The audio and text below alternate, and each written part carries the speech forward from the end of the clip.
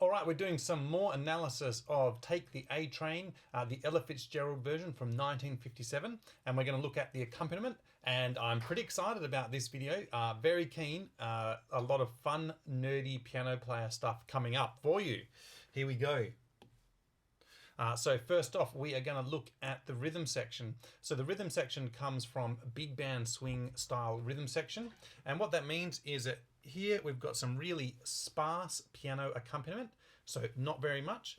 Usually you would do a lot more accompaniment, but in big band, because there's lots of busy arranging, there's lots of instruments, you don't really need to do a lot, just light fills here and there. So it's called sparse accompaniment, sometimes shortened to comping. So short comping, I should write that down, comping. We call that sparse comping on the piano.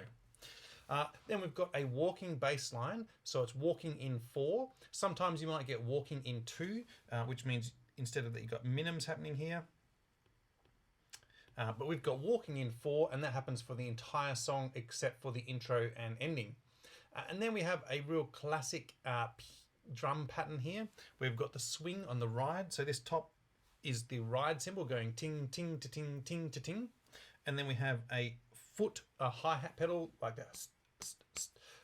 And then we've got, this is called a Como Supra repeat.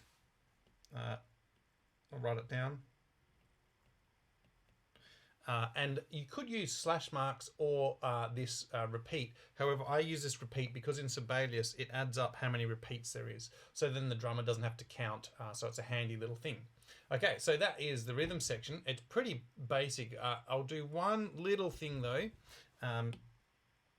That in the drum parts in big band, you sometimes get something like this. So this is the slash marks, which that means do whatever you like in the style that we're in. So play some sort of swing pattern, but you can add some more in if you like, that's fine. And then this is called some sort of rhythmic hit or rhythmic slash mark. And what that means is that we're telling the drummer, hey, the rest of the band, so up here, the rest of the band is going to play these notes. So this is actually played by the trumpets and the trombones and the saxophones. So everybody's playing that. And then we're just letting the drummer know, hey, if you want, you can join in. Don't have to. But if you'd like to do something and join in and play those hits, good stuff.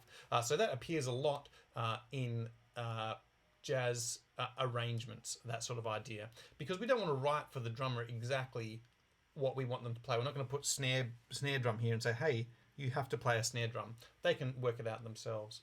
Okay, so that's kind of the rhythm section done. It's pretty simple rhythm section for this piece. So we're going to move on to the first chord that's played in the piece, in the introduction. So we get this nice little setup. I guess we could call it a pedal tone with rhythm. It's a G that's played over and over again by the trombones. And then we get the train whistle, which is really curious. So if you work out this, obviously a train whistle, if you think about the tone, is quite tense. So it's a very tense chord. It is this. What have we got? And then I guess if you put a D in the bass, if you put a D down here somewhere, we could maybe call this chord D7 sharp 5 sharp 9. So super tense. You know, it's out there, which makes sense. That's what a train should sound like. It's a tense chord.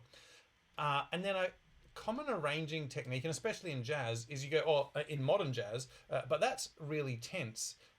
But you could make something more tense, so you still have tension and release. And so this chord here is more tense. So this one is, what have we got?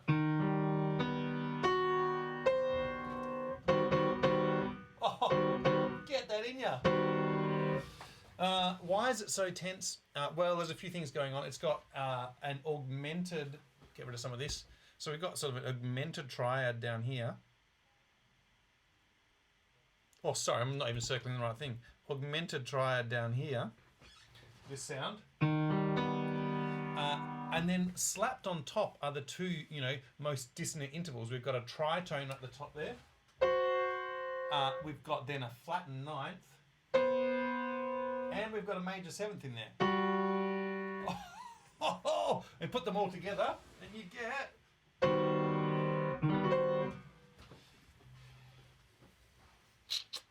It's good stuff. All right, let's go on with our lives. Oh, and you know what else? They're also bent, right? It's in the recording. It actually bends in and out. So it's out of tune and tense. Okay, so let's move on here. We're going to look at the backing figures. So the backing figures are all written in unison. So I think it's played by a couple of trumpets, a couple of saxes, a couple of trombones, all playing this same backing figure behind the vocal line. And it's really from bebop, and there's a few things that make it from bebop. First off, we have here a really syncopated line, so that you can see that's all on the offbeats and ends out here on an offbeat. So that's quite a bebop type thing, and it's also got a lot of dissonance, a lot of odd notes in there, like this F sharp, G sharp is quite strange. It's this sound C major. Which is obviously a strange sound, but even then on the end here, we've got this E, and we've got a melody note up here, you know, which are a long way apart, so that's going to sound a bit strange anyway. So we get some more dissonance in the next phrase. Here our backing figure starts on a G, but the melody starts on an A, so that's a bit out there. And then we get sort of a chromatic movement. It's not quite chromatic there, but we get this chromatic movement here. Which I'm going to explain in a second, but chromaticism is another element of bebop, and that's kind of coming through here. But there's something else happening there, which I'll go into in a second. And then the next phrase, we get this, and what we get here is a little echo from the beginning, where we get this whole tone scale coming through. Again, this is really tense. So this is, this is the same figure we've just heard. And then on the D, we're getting this kind of sound. Again, pretty out there. And then we sort of return to normal with this next little section. Again, this part here, something special is happening there from the bebop land, but we're getting a sequence. So if I do a different color, this one and this one are a sequence. And so it's acceptable to your musical ear, even though the notes are harmonically pretty tense. And then finally, we get down here, and we get this nice little B flat, which is actually giving us a C7 chord, which leads nicely into F major. So the bridge is about to start in F major, so giving us a nice transition into this bridge. Talking about the bridge, in the bridge, we actually suddenly go completely away from bebop with the backings. We're still in unison, which is a little bit bebop, but we're going to get true riff-based composition here. We get the same riff, 1, 2, 3, 4, just changing slightly to match the chords. So we get this, where is it?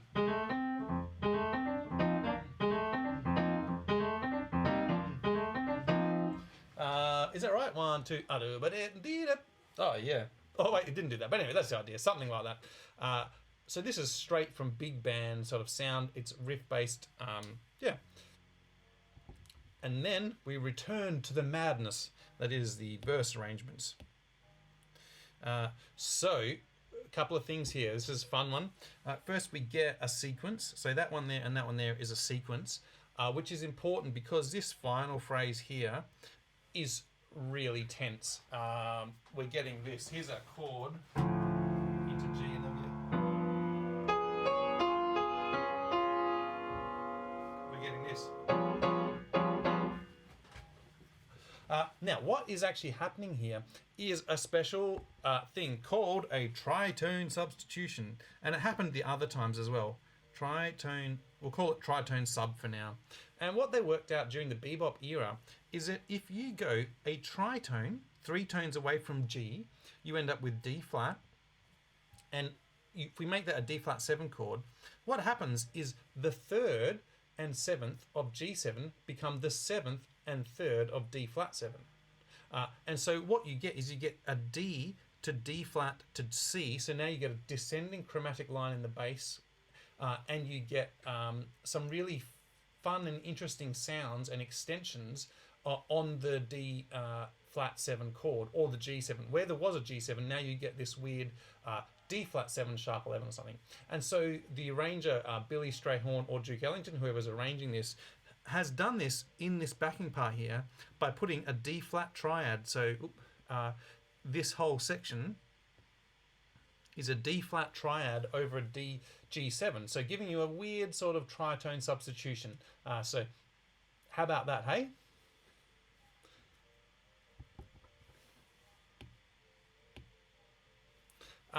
Going into Ella Scat solo, we get actually a fairly traditional big band backings here.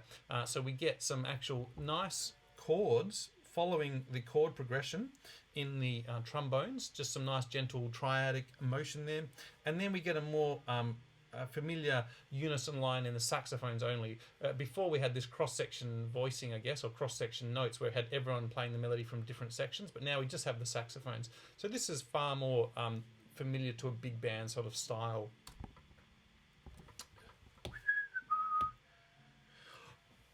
The mini shout chorus. So a shout chorus is usually longer than what this is, and this I grabbed these off these original parts to work out what these notes were, but it's yeah, it's fun. So what we're getting is a giant sort of C chord here, played out of range of the trombones. As you can see, it's in the range, but it's very, very high, and so we get everyone playing this sort of. And then it resolves out here. Oh, I've done something magical. Resolves out here, and it does that twice. I cannot think of anywhere where this has ever been done before, and that would be exactly a Duke Ellington, Billy Strayhorn thing to do. They were very innovative, and they made up a lot of stuff. So quite an interesting little thing. I don't even know if it's a shout chorus. It's just a thing before some solos, a little interlude, you might even say. Yeah, and that's kind of it for the accompaniment. There's quite a lot packed in there. If you go and analyze it all yourself, have a listen to it. I hope you learned something, and I'll see you soon.